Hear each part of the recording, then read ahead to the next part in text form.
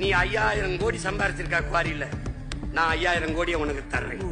நீ தோண்டி வெட்டி எடுத்த மலையில அரை அங்குல வளர்த்து காட்டல, கழுத்தை அறுத்து வீசி.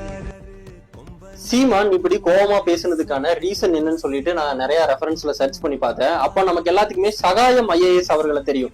அவரு மதுரையில டியூட்டில இருந்தப்ப நிறைய கல் குவாரிகள் மலைகள் அழிக்கப்பட்டுச்சு. அப்ப அவர் அதை தடுத்து நிறுத்தினாரு. அப்ப அவர் ஜுவாலஜிக்கல் சர்வே ஆஃப் இந்தியா அப்படிங்கிறவங்க கிட்ட ஒரு ரிப்போர்ட் கேட்கிறாரு.